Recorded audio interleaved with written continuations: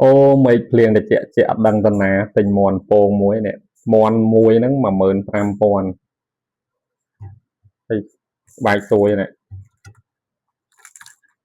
lười ồ đồng tuổi nhau cũng này ừ. Ừ. Miền chí hay là sắp sắc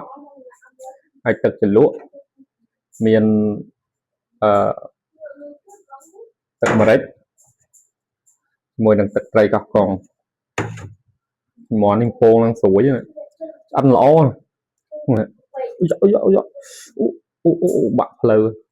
thì lừ nó chăng anh em món nè còn ăn hai giống bạn không phải ăn lỗ sủi nhau nè ồ mà phải thuộc diện mòn mà ngay nhập lư mòn nó kia ở đó nhập lư nó lại mui mà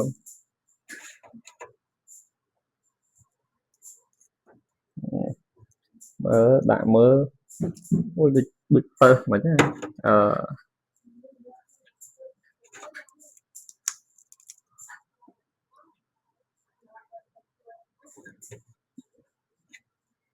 cho tơ mà chứ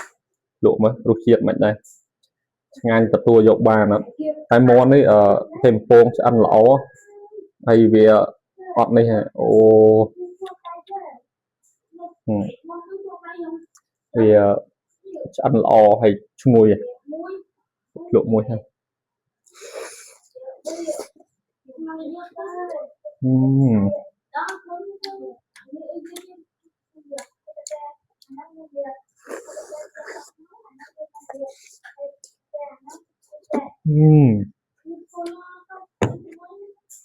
ngon rồi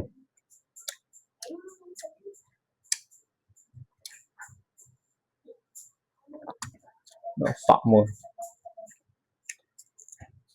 ngon lên lắm lên nằm ở rồi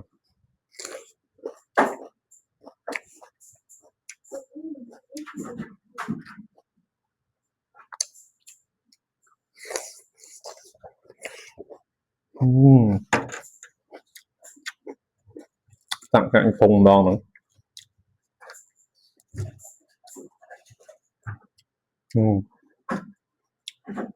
toạp gì mùi chi đấy nó toạp đây màu đậm rồi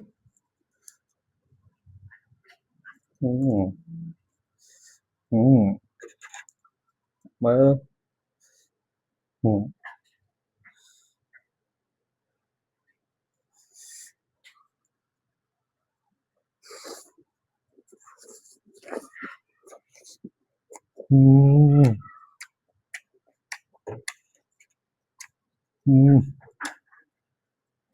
ngon